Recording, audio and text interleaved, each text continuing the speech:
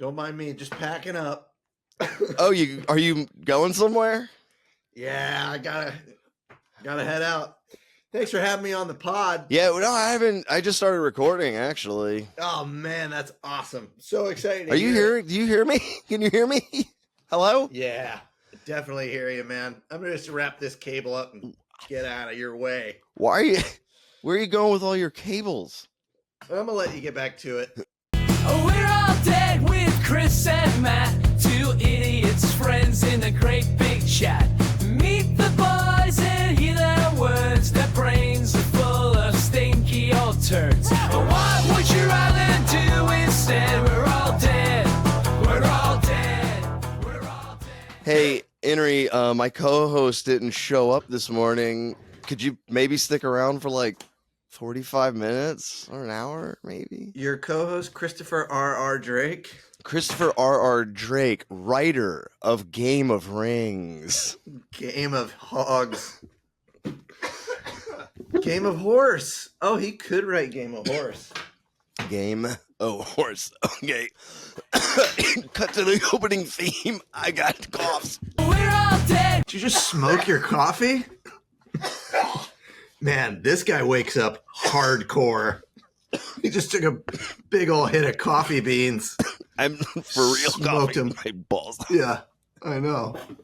You all right? Take two. I was audio sick. medium. I was sick last week, and the cough won't go away. But I won't stop vaping ever. Like, take that, government. Like, hey, doctor, I didn't have a cough when I was vaping last week. Mm-hmm. As you blow a huge cloud right into his face. Hey, man, what's up? Hey, what's up? Welcome. Hey, what's going on? Oh, I need to start being more professional in this podcast. Yeah, that's what everybody's talking about. I mean, but my co-host isn't here, and I got to say things like, "Hey, welcome to We're All Dead. I'm Matt Perry, and with me as always, cricket, Chris Drake's a sleepy goose somewhere on the West Coast. I'm joined today by returning champion Henry Riggs. Yes, we were begging for him to come back. Amazing. I get so many emails. Dude, it's the fandom is getting crazy on this show. I get about 2 or 3 emails a day saying that I qualify for a new loan. Dude, and that's good for you, man. And that That's that I awesome. can up my home insurance and all this kind of stuff. And it's all feedback. It's all great feedback from being a guest on this show. That's so cool. I assume. That's so cool. Dude, the other day I went to my mailbox, as I do. And Right. you'll never I love doing that. You'll never believe who's a fan of this podcast. Progressive Insurance. Oh my God. They sent me a letter and they were like, "Hey, you're great." And I was like, "Man, I didn't read the whole letter." But That's huge. man, the fan mail's been crazy. I mean, I guess it's good to know that you guys are making a difference. Yeah. There's a driver delayed. Sorry, I just got a notification. The driver for Route 29 will be about 20 minutes late. Do you think Chris is the delivery driver? Is he the driver? I get, Perry, this is 100% for real. I have this app that tracks Arlen's bus. My son rides the bus to school. Whoa. And there's crazy. not a way to it's like a very it feels like somebody from our school built this app. Like, it's very cool that it tracks the bus, but it also It sounds like a tracks parent made it. every bus in Charleston County. What? So every single bus in Charleston County, I get a notification when something happens. So if like a driver is delayed or something's happening, it pings me and says, "Hey, this driver is late," or "This bus is Henry, we just want to let you know that Belinda in Goose Creek, her bus broke down, but everything will be fine. It is 100% those vibes. So it's always I keep notifications on for this app because it's like it's where my kid is. Right. My kid is on the bus. It could be about your child. It could be about, Dude. but it never is. That's like, it never is. They're using like an advertisement technique of like slightly scare you about your child to get you to pay attention. Always check. Oh, and the thing's covered in ads. That would be awesome. It's covered in ads for testosterone pills, and dude. bullet coffee. Track your child's bus app, and it's just like big dick boner pills. Hey, they're keeping this thing alive. Look, since they gutted the education system, I mean, we got to pay for it somehow. Oh my god, yeah. Oh, dude. Speaking of that, do you know where your kids are? Yeah, I'm sure they're somewhere. My wife just left with them. Did she? Yeah, they gotta be there. Wait, yeah, they gotta be with her. Your wife's right behind you in the background. Yeah, She's sitting on the couch drinking coffee. Of course, who isn't? Who isn't these days? Alerts coffee's just popping up. Huge stuff. Your son has stolen the bus. Your son is driving the bus. Your son is the capital. Your son's flipping the script by picking up bus drivers. Oh my god. Yeah. Have we asked the hard questions? Who bus drives the bus drivers? How did they get to work? How did they get to the bus? I've always wanted to know this, and damn it, nobody's asking. You know what's funny? My bus driver, I preface this by saying it's funny. It's not funny. It's just a story. Well, any funny story is funny. I like a funny story. Ooh, tell me. My bus driver, her name was Belinda. I said Belinda a minute ago. Oh, amazing. But she used to pick me up for Whitesides Elementary. But I remember I knew exactly where she lived because the school bus was parked in front of her house on her front lawn. Oh, she drove her bus to and from. I think she owned it, obviously. Mm-hmm. And then you get paid more for driving your own bus. This was a public school too, and they're like, "Bring your own bus." And you own your own bus. People pay you more. I mean, yeah, why not? Dude. And she could. I at my school there was this like super crunchy hippie that owned a school bus that turned it into a like a mining facility. Oh, were you like pan you could, for like you like could pan dirt? for crystals? And yeah, he kind of like thumb on the scale, like he would like send a bunch of these geodes down the thing, but we would pan for them, and then we'd learn about what the geodes were. But of course, as a kid, I didn't track this at the time, but it's sort of like that guy definitely lives on this bus. Like there's no option in the world down that this isn't somewhere. his full-time home. Just going from school to school. Dude, my 4th grade teacher at that school, he got a divorce. I think he ended up coming out actually, but like, so he got a divorce from this woman. He bought a school bus and he parked it on a plantation that like he knew some owner of. Parked it on their plantation. He lived on that school bus for like 5 years. Good for him. And he's the man too. I love this guy. Good for he's him. like one of the best teachers I've ever had. I definitely thought you were saying he's like sleeping at the school. No, but he's like he was like a hippie. If being a hippie wasn't just like a costume, it's like he is one deep down for real. He's one of those guys. He doesn't wear shoes. Like he just doesn't believe in him. And he's a clean looking dude, whatever. But he just walks around no shoes. He works on a tour boat. He's the man. He was the man. If you wear shoes, how are you going to build immunity? You know what I mean? He's the dude who took us out to that island before my wedding. Oh, that's the same guy. That guy. Yeah, he's the man.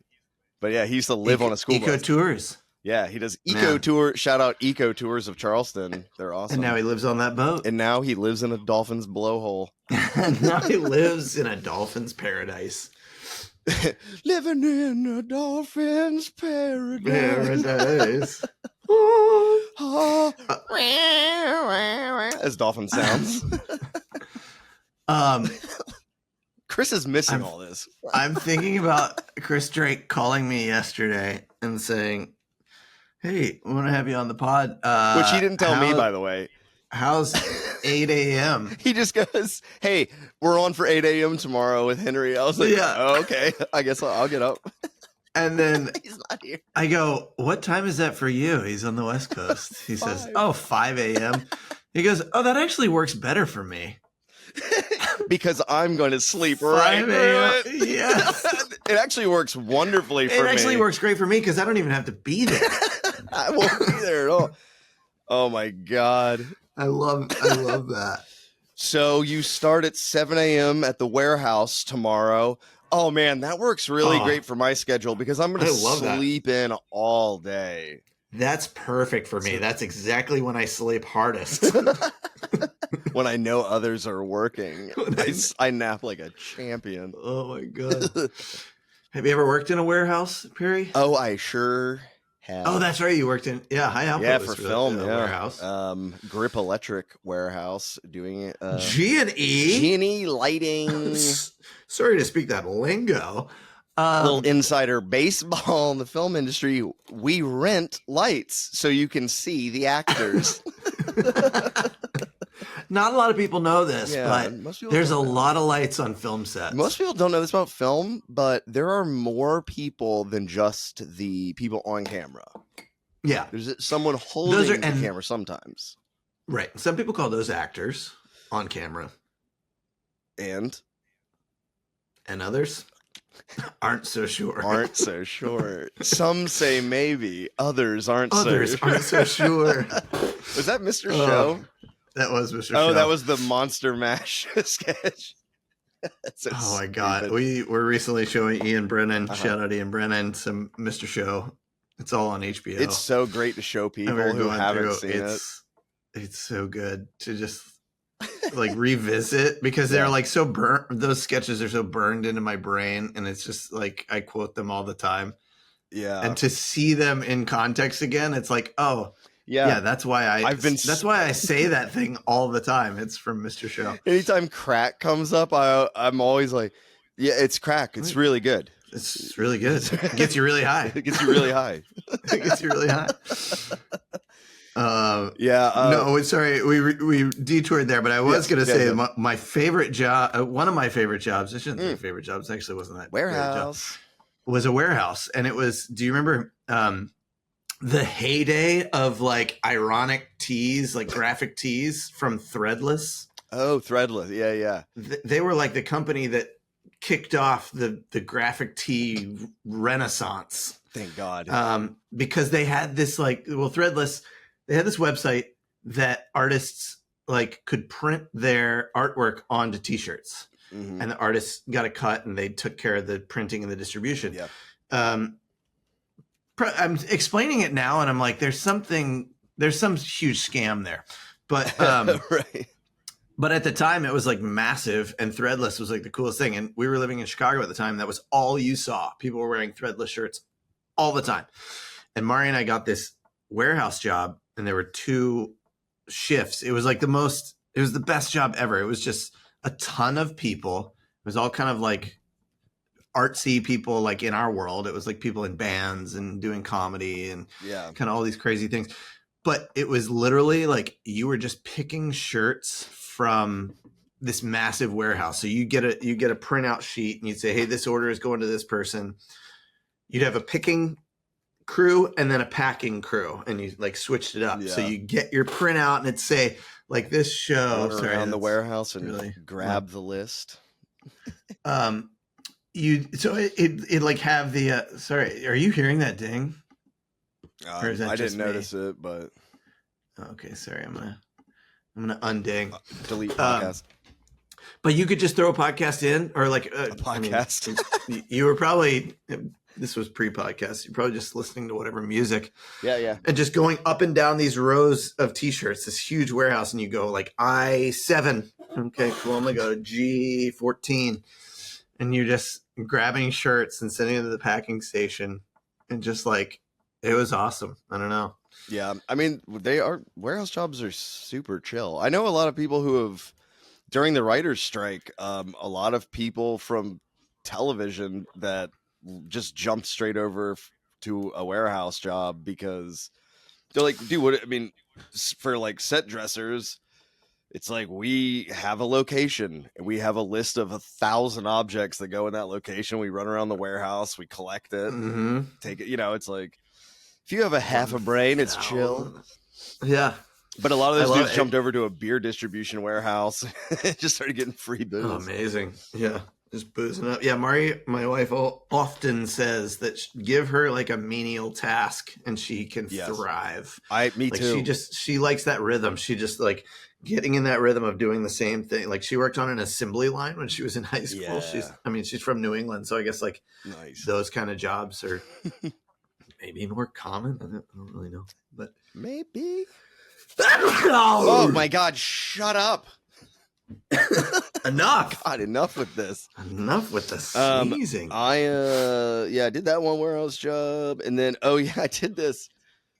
I don't think you weren't on this. So I got called to do a photo shoot, and they're like, "Do you want to be this like a prop assistant on a photo shoot?" And I was like, "Okay." And they're like, it was for Wayfair. And I was like, "Oh, nice, sure." It's like, so I show up. They're like, "We're gonna be staging at this like warehouse, whatever, in North Charleston." I go to the warehouse. They have like 6 18-wheelers lined up, completely full of Wayfair furniture, and they were like, "All right, unload all these trucks, unbox." And like, someone will tell you where the box goes in this warehouse. And then you need to unbox it and make the furniture. Crazy. And it was, it's like a logic full puzzle warehouse of furniture. It was endless. I was like, oh, I'm just making furniture. It's not like a film job at all. Yeah, you're just building furniture. And then we had to take built furniture 2 locations to do the shoot. It was insane how much work.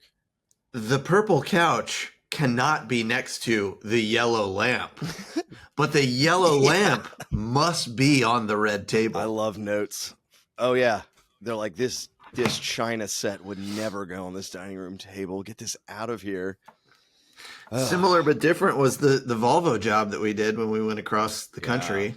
Henry and I drove across the entire nation for Volvo. For Volvo cars. And like, you know, day 1 or 2 where we still have no concept of like the scope of this thing. Everybody's meeting each other. We're all kind of strangers. We met at we're the about Volvo to go factory. Yeah, we're about to go on a week-long road trip and get like super close to all these people, but it's like still early days. They bring in a bunch of boxes that are essentially the props and set deck for the entire week. Right. A cross-country road trip of every location across America every day. We had to carry everything camping with us. Stuff and like, what were some of the other I can't remember the setups. Like, oh my God, camping stuff, and then just the logistics of the crew, like headlamps and lanterns and all this shit. And we don't have a full picture of like how it's all going to come into place. Equipment for like mounting car hood, like cameras on car hoods and drones. Right. I mean, everybody's luggage. Yeah, we had like 14 cars or something. I don't know if you were on this team, but they essentially stuck us in one of those conference rooms at the Volvo plant and brought in a bunch of boxes and just like, I wasn't on. Hey, can you guys come up with some kind of like inventory system here for these? Because these we aren't using until New Mexico, but these we'll use in Nashville. And it's like bury them in the correct order. Okay. So, and then we had to sit there, and it was hilarious because it was also first day, and it's also like if you've ever been on a set and there's a ton of PAs are just either sitting around or like pretending to look for something to do. And then you get this situation where like 5 people will do one job that like one person could do easily. Yeah. But the more people that jump in, it like makes it way more complicated. Yeah. So they're like, okay, here's all these boxes. You guys figure out an inventory. And then slowly more people start coming in. What are you guys working on? Hey, you should do it like this. And then like it just like gets and by the way, that more system complicated. Lasted 2 hours on the road. It was like whoever can fit whatever into their vehicle. Throw this into the car. Dude, let's go. Every stop I changed what I was carrying and who I was carrying. Like different people would jump in and be like, I'm working in your car for a while. And then we would drive Right. 3 hours and they'd be on a laptop and then switch with someone else. Like, And they'd say like, well, try this out a little bit, like try this tracking system out. And then it slowly just became like, do you remember where that thing was? yeah. And like, as we became more familiar with the job and the people, we're like, oh, it's way easier to just be like, hey, have you seen that? Keep track of 10? everything in that's your in my car. and that's it. Right. So, dude, that was wild. So yeah, we drove across the country. The documentary is out now. It's like a 25 Did you watch minute it? thing. Yeah, I did. That's funny. It was interesting. So the president of Volvo America and the president of Volvo Sweden both drove across the country in a brand new electric vehicle, and we followed and filmed them for 10 days from the Volvo plant in South Carolina to San Francisco. And it was wild. We went from here to Dollywood and then out west. Oh my goodness. Sorry, I'm looking it up now because Yeah. I don't want to say it incorrectly, but the guy that was the president then, Uh-huh. he's been shit canned. Like it's a Oh, totally really? different The American? It's a totally different team. Both of them. Both. The international guy Whoa. and the American guy, they both got shit canned. And they Wow. are no longer there. I'm just clicking through the Volvo team here, and I don't. There's one guy I recognize from the thing. Like everyone's Hilarious. gone. That's also companies like CEOs get It is fired. I remember that guy's still there. Why do CEOs get fired as quickly as dishwashers? Friedrich Olsen. They were like, guys, we looked at the numbers, and you spent way too much fucking money Yeah. driving across the country. You're fired. You're Dude, fired. we went out with the president of Volvo America. United States? Oh. Yeah, in Nashville, and it was him and his bodyguard, and his bodyguard was an ex-Secret Service member, and he was cool. He was really cool to talk to, but he was like, he had been a Secret Service dude under multiple administrations, and then this guy was like, I like you, here's a shitload of money. That's wild. I want to like. Obviously, it was like a coordination nightmare. Like the it was insanity, a logistical and, the insanity of taking 45 crew members in 12 vehicles Yeah. across the country was nuts. we need internet That's the something- whole time. We need Oh yeah, we had to Starlink we the needed whole a, yeah, time, so we had a could mobile office. beam the signal from the camera. Like we were filming on the road, so we'd And be on a uploading. highway, and they'd be filming on the highway and Starlinking the signal so that the follow cars with the clients in them could have monitors. Yeah, It was like the most insane setup ever. But what I thought, like the interesting part to me, was that you have the hero car. Sorry for the lingo. The hero is the one you're looking that's at. the Volvo we are looking at. That's the main car. That's the main car. Don't tell anybody. It has its own trailer. It actually did. The car goes The into car its own. trailer. It does, and that's a huge vehicle that stores 3 cars. Oh my god! Yeah, no, you can. Yeah, we have 4 cars in that bad boy. They that they car's had such a extra Volvo diva. so they could rip parts off of them if anything happened. They could just deconstruct them. That was the part that I thought was like the most interesting. There was this car full of Volvo technicians, all Mhm. these Swedish guys who now live They in the made the States and car. fix cars in Ridgeville, South Carolina. They basically took apart the interior of the car so that they could wire it for sound and like GoPros and video and stuff. And then they put the car back together. And then those guys drove behind the camera car. And anytime there was an issue with the car, it was these 4 Swedish dudes that just Yeah. ran out and tinkered and like fixed Yeah. everything on the car. I saw a dude like rip the headlight out in 1 second and throw a new one in. It And, I was was like, awesome. dude, this is so cool. And he looked at me. Or no, so in Nashville, the dude cranked up the radio and like had some Uh-huh. crazy like European techno, just like going wild, and he's blaring it. And he goes, do you like the sound? And I was like, yeah, man, it sounds good. He goes, I make the sound system. Like, Make the sound. yeah, he was system. like, I literally made the sound system. So It's awesome. it's They like, know those things so well. yeah, like these guys made this car. It's crazy. This is my mixtape. This is also I- me. I I'm s- 50% of Swiss people are DJs. DJ Hausenfragen. I am number one DJing. You take my mixtape. You tell your friends. Call me. Those guys were super cool. I loved the Swiss dudes. They were the nicest, and they were so like enamored with American culture. Yeah. Like you could tell they were like, They got to see what the fuck? Dude. But they were kind of loving it. And they got to see from the southeast, through the mountains, through Texas, through the desert. They saw everything. Dude, we did a One splinter. moment. Oh, he's a coughing guy. Okay, I'm back. We did a splinter crew with some of them in the Blue Ridge Mountains, Yeah. where we did sort of like it's really cool. We did like, car driving on a mountain with a drone, and you it's every car commercial you've ever seen, Yeah. which is like car on a remote road where you're driving behind it, then you're driving in front of it, Yeah. and then you're doing a pass shot, and then you do some drone footage. Mm-hmm. It's like standard car. This is the first car commercial that I did where we shot that kind of footage, but it's all like, Yeah. they do it that way every single time. And we splintered with this crew in the Blue Ridge Mountains. And that night we were landing in Pigeon Forge, Tennessee, which is basically like My favorite the name. Myrtle Beach of Tennessee. It's like, it's got a bunch of wacky buildings. Yeah. Like there's a building that looks like the Titanic, there's there's an upside down bank. Yeah, there's a and, sideways skyscraper. There's yeah. I took a picture of the 9.99 store, and everything's $9.99, and then next door to it was the $9.98 store. Incredible. I was like, yeah. Wow, capitalism.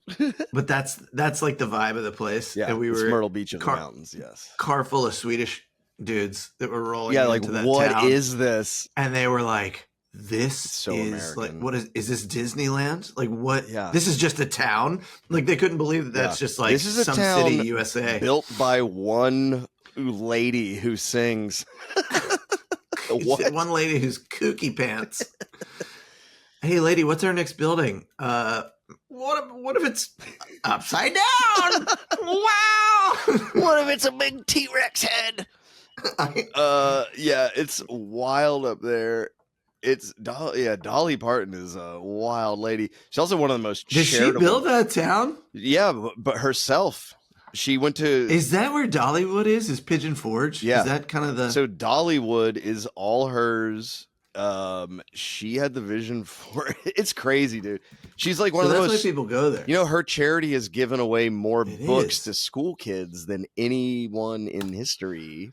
Oh yeah, we're a part of the Dolly Parton reading library. My kids Oh, get hell books yeah. in the mail. It's awesome. That's awesome. Yeah, Yeah, that's such a awesome. and they thing level to them do. up with their, they keep track of their age and they send them age appropriate books. So it's Really? like, when Arlen was Nice. little, he got like little kid books, and now he gets like, well, I think he's out of the program. I think he only goes to like 5, maybe. Now that he's 6, But- he got Infinite Jest by David Foster Yeah. Wallace. I made him start reading it immediately. The Road by Cormac He McCarthy. said, "You need to read Ulysses as quickly as possible." Ulysses is a brain buster. Yeah, and that was appropriate, age appropriate for first grade. very. I got a really nice photo of you pissing in the middle of the desert. It's one of Thank my you favorite so photos of much. the trip. Oh yeah, I love that. Uh, Well, that was a great leg of the journey when I Yeah. met you in Just the Las two of us. Vegas. So yeah, Henry had to leave. So what was the deal? Ridiculous. They let me This leave is for crazy. an improv show and then flew me back out to Las Vegas. They It was flew him home to do improv insane. and then flew him back to Vegas. And I picked Henry up at the Vegas airport. And then we It's- drove alongside Death Valley in like Area 51 and caught back up with It's- the crew. The most insane thing that some company That- has ever paid for. I mean, It's so much money. if you looked at that on a line item, it's so much Yeah. money. But Oh, the deal was essentially when I booked the job, I was like, hey, I got a conflict on this one like Thursday, but I can do all these other days. So basically we scheduled it to where they were going to like pare down in Nashville. So they were doing across the country, but in Nashville, some of the CEOs and stuff were going to split off and they were going to fake it like those guys did the whole road trip. right. But they only did from Charleston to Nashville.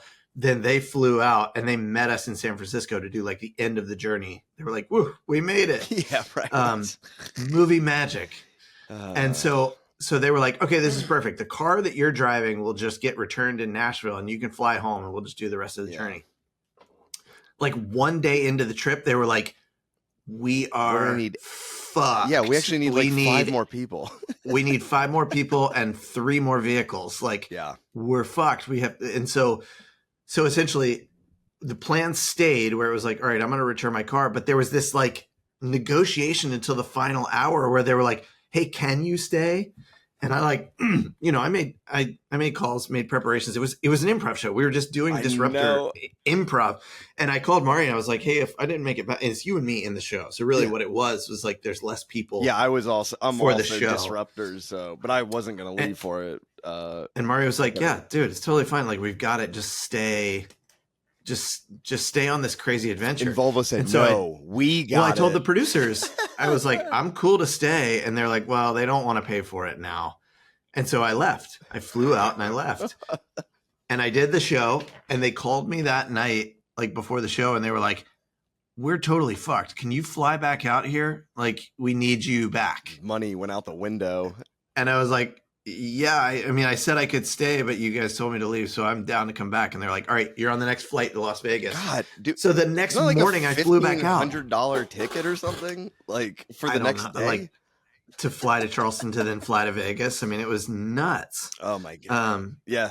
So I picked you up and we went to Vegas Walmart, which is next to the, like, there's literally a wall. Sphere. There's a wall separating the Walmart from the tarmac. So there's planes like landing on top of you.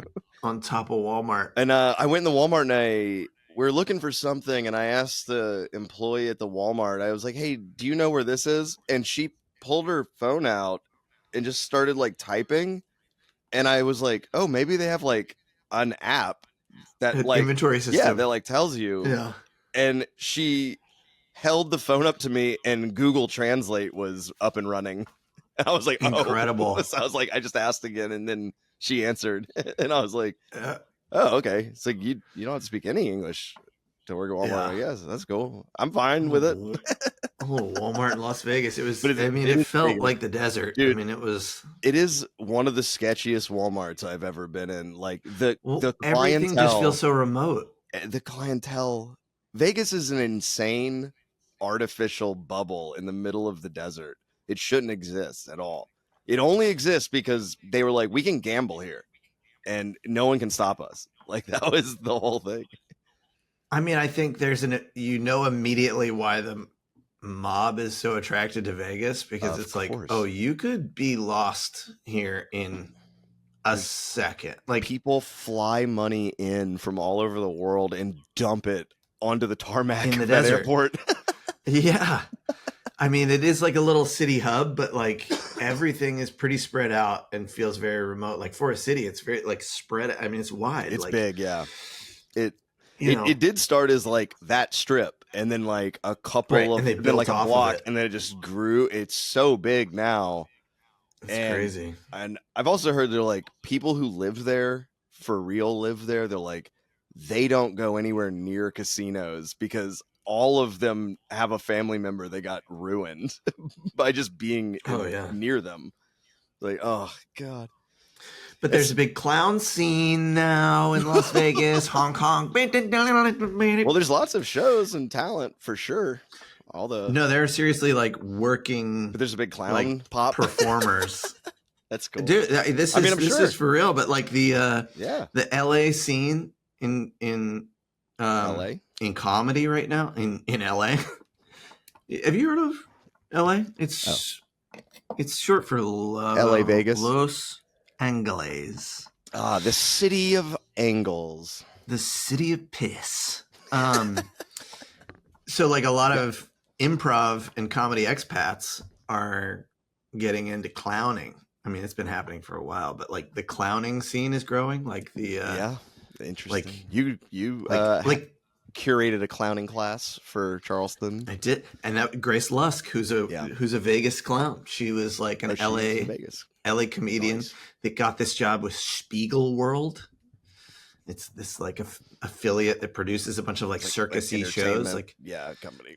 It's all like spin-offs of like Cirque du Soleil. Sure. It's like burlesque and people who like flip their hair upside down. And Is Circus still a casino out there? Does that still exist? Circus. That's where they probably in Fear and Loathing in Las Vegas is where they go and they walk in and there's like trapeze artists and like it's just like it's a 3-ring circus just always happening. I mean yes, I think, although that's not the clowning we're talking about. I think it is, but like it's more burlesque, like vaudeville variety, like yeah. You know, it's like people doing like hula hoop tricks and like sexy ladies dancing in like a giant martini glass, and like it's and people like truly spinning from their hair and doing all these crazy acrobatic moves. And then there's clowns who kind of like host the show and break up the entertainment. Do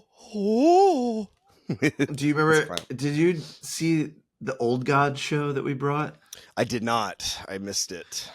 So that dude Alec Trulio is another Vegas clown. He does this character called Old God, which is just very Parisian clown, like totally white face, frilly, like classic French frilly clown.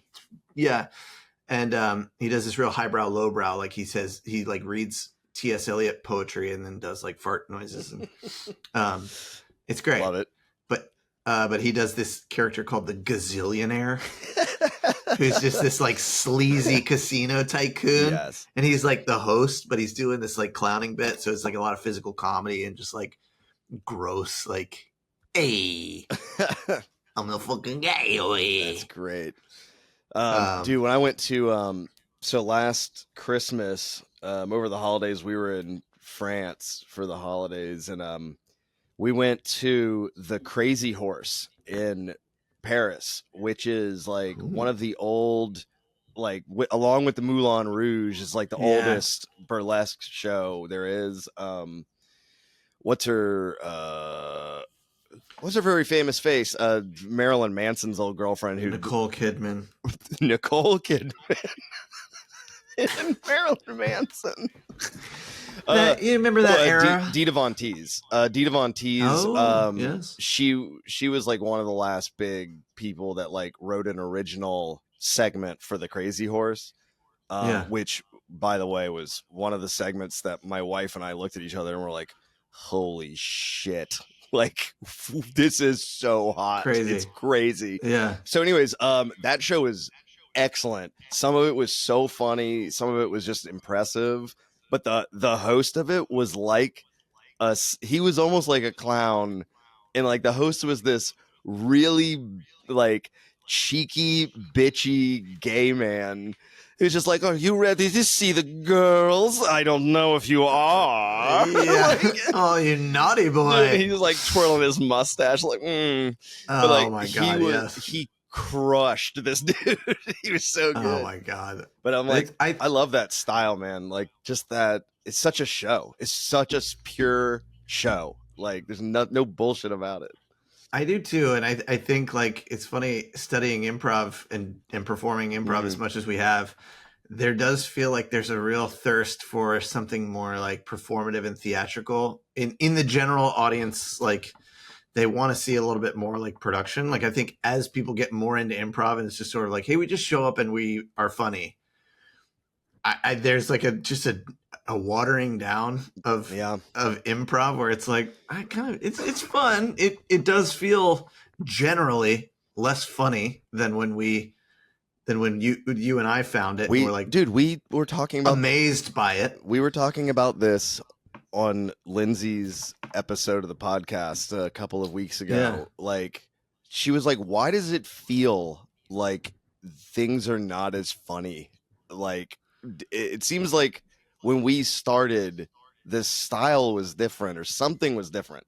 The attitude was different. And I don't know, but it gave you like deeper, darker, more interesting things. I don't know what it is. It's like, it's just so complex in our culture. I don't know. I did a trip to Chicago recently and met up with some buddies, and we saw some shows, and I just had this feeling of like, I had to call John B to break it down. I was like, am I like the old cynical that's what we were improviser like, that's like, am I just being an asshole? Do I not get what the kids are doing? Like, is it funny? And I'm like, everything used to be better. or is it like legit not Yeah. good? Like I don't know if I can objectively Well, and we'll think of it. assess. Well, let's think of it logically. It's like, okay, well, either things are worse now, exactly the same now, or better now. likely. So exactly which the same. one is it for, comedy or what? It's just like, it's probably not exactly the same. So it's either better or worse. And it's like, it feels worse. I don't know why. Right. But I would even say, like, on the audience side of things, like taking comedy completely out of it, like the Armando at IO used to be on Monday nights, and it would be fucking packed. Yeah, it was sold out. I mean, it would be time. like sold out every time because it's the best improvisers in town that don't usually get to play together. Sometimes you get surprise guests, like some people from TV, SNL, Daily Show, whatever. They pop back in because they came from that institution. Writers from SNL or Conan or yeah. whoever. So would you pop never in. know It was who's going to awesome. be there. And then the monologist was usually some celebrity. Yeah. And so people, sometimes, yeah. so like the show was hot. A spicy. And I went to the Armando, and it was like maybe 10 people in the audience. Interesting. And it was decent, but it's just like there was no energy. And so it was sort of like, oh, this feels very different. There's like people aren't clamoring for that level of, well, like maybe they are. Or it moved to LA. I think there's a lot of heat in LA right now. Lindsay for the said she scene. went to a UCB in New York, and she was like, our group is easily better than what I'm watching right now. And she was like, funny. I'm not impressed with this, but it also could be an off night, an off show, an off so it's also the younger kid, like the teams are learning, like, and these are young kids. Yeah. The younger kids, they're just fucking around figuring it out. That like, is true. Because like when I saw UCB, it was Ian Roberts, Amy Poehler, Matt Besser. Like it was the strongest team possible. Well, that's funny. I saw those guys at the Chicago Improv Festival in 2011. Was that for the anniversary? 12? thing? No, they were just there, and it was like, I mean, I don't know what the show was. It was like Matt Besser and friends, but it ended up being Ian Roberts, Matt Walsh, Horatio Sands, maybe Tim Meadows, and like so the UCB basically the UCB. But it was like maybe the most disappointing show ever because they like showed up and they were basically just like, all right, we're gonna improvise, and then they never did. They were just like riffed and like talked to each other the whole time. I don't and like the when vibe people was just try basically like, we're like the coolest, and everybody's here because we're the coolest. That's what is like. That's what Aziz Ansari did to us in Charleston, like way back. He was like, I'm on TV, so that's good enough. Like, no. Well, he came one year to the Charleston Comedy Festival and opened for UCB Tourco, and he blew the roof off the place. Oh, And really? everybody was like, who is this kid? That was when they were at the American Theater. Okay. And that's the first time I ever saw Aziz Ansari. It was like, who's this guy? He's fucking incredible. Was that before Human Giant? Then they got Human Giant. I saw him right after Human Giant. That's when I saw him. And they played the Charleston Ballet Theater, which was where Pure Theater took over on which is now Forte Jazz Lounge on King Street.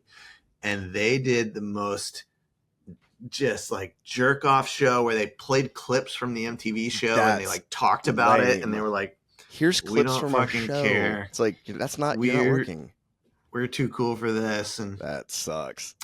Yeah, that was like in a couple of year period where it's like, it's also you gotta remember he's a young man, and it's a transitional phase to famous. 100%. And it's like you get an ego, and all of a sudden it's all about you. So that trip, oh man, I hope Aziz would hear this one day. No, that trip he's listening. He tried to hi Aziz. I love you. He tried to. He asked for weed from our friend, and our friend handed him weed, and he started to just walk out the door with it. And our friend goes, "That's not free. Hand on shoulder. You gotta pay." He was like, "Oh, I'm sorry." And he's like, "You just thought because you were a celebrity?" Like, he goes, "I don't even know you. Like, I don't know who you are." Perry, there's a version of this story. Is there a different version from the dealer? Story got told quite a few times. Oh yeah, and I feel like it's just one of those things that got changed along the way. Possibly. That's the general I idea. heard- is that he I tried to heard- walk well, out no. with some shit. Because you telling this story, that feels like more of the version that I know. Okay. But Yeah. I heard a version that was essentially like they met our friends at AC's, basically asked if there was a weed hookup. Said, "Yeah, I got you. Sure. All right, text us the address where you guys are going to be." And they showed up at like the rental house or whatever. Yeah. A It's block like away. Bentley or somebody bringing Aziz Or a bag whoever. of weed or whoever, or maybe not. It was Bentley. Maybe nobody. It was Bentley. Maybe it was actually nobody. No, it was Bentley. It was our friend let's- Bentley. Let's protect these names. But that they go to the place, Aziz Yeah. and like, who was it? Paul Shear, Rob Yeah. Campbell, or something. Yeah. Like they were all I didn't know who Paul Shear in a was hot- at the time. in the hot tub at the place, Yep, this checks out. This is, I think, and like accurate. hands them and like says like, "Here you go," and he goes, "Oh, thanks for that," and it's like free, right? Okay. And Aziz goes, I'm not paying for that," and he goes, "Oh yeah," and like dumped it into the hot tub. Did that happen? That feels like that's not the version that happened. I don't know, but that seems like But an, heightened for story purposes. yeah. And then Aziz threw his champagne in my face. Yeah. Oh, it's so funny. And the glass got in the hot tub and cut them all. And then Paul Shear kicked my wife. Which I'm sure they're great guys now. I don't know. I say like this. These are like 20-year-olds at the time doing all this. Did you catch a fly? Did you just get that Yeah, fly? no, totally. No, it's flying around me. I tried Dude, to get catch it, dude. Get that fly. I've had this No, happen we're not going to multiple continue the podcast until that fly. Give me a is second. dead. Can you give me a second? I'm getting this fly. Henry's getting a shotgun out of a cabinet. Hold on, I'll get him. Ooh, Oh no. now I'm really after him. Henry's got a fly swatter. No, on really guard. get his ass. Show him whose house he lives in. That's right. Anyways, dude. All right. Well, shout out to Aziz on Sorry. Shout out to Aziz. It's truly like, Hey, I think it's just one of those maybe you things. should change your name Really, to Aziz. I'm sorry. Aziz. I'm sorry. And then when he got canceled, I was like, I don't like him because of my friend's thing, but I have to defend him. He just had a shitty date with some girl. I think he's still funny. I think- it was just a real. yeah. It was like a lesson early for me, actually. Like seeing those guys when I was like super early into comedy, being like, oh, these guys got real famous, and then wow, I knew this would happen. He's on for like the last 10 minutes. This is incredible. Oh, it's Christopher Wow. Drake. He's joining the pod. He's the man guys. of Cowtown. Hey, it's Krungus Binglehorn. I just, dude, Hey guys, what's happening? dude, I just I'm wanna- ready to start, and I guess at our scheduled start time in Chris 2 minutes. sent me a text out of the blue yesterday, and he was like, "Hey, 8 a.m. We're on, baby." And I was like, I didn't even agree to that time yet, but all right, I'll be there. And then the Henry and Matt show began. That's right. Oh, Dude. Ooh, We guys, have been I set crushing. 3 alarms at 4:40 something in the morning. PM. 3 alarms. No. 4 alarms. No, they were on this morning, and They now are. Let's take a look. Let's take a look at those numbers real Yeah, let's quick. check We got out these one at numbers. 435, Yep. See, those aren't on. 444, 4:34. Yeah, 6 they're a.m. not. is on. 451. Yeah, the 6 a.m. is on. That one beeped when I was walking up the stairs into the garage. Okay. I don't know how I turned these off. I have no recollection of So hearing a anyways, thing, waking up, look. doing anything, but I turned we're them here off. today with of my own our volition. guest, Chris Drake. Chris, Yep. thank you so much for joining the We're All Dead Hey, podcast with guys. Henry and Matt. Ah, Wow. What have you been It's up a to, real- man? Hey, thanks for stopping by. Thanks for joining us. let me thanks so tell much. you, boys. Hey, hold on a second. I got this He's alarm getting a going phone off. call now. Hold up. Wait a second. Oh, no, he's got to wake up. Oh. Oh, wake up. I'm awake. Okay. We're Guys, hours late. let me tell you. First off, I love iPhones. They're fantastic. I'm hearing Hey, well, double thanks your for coming. voice. That was a great episode. That was so fun. Okay, great. We'll see you next time. What would you rather do instead? We're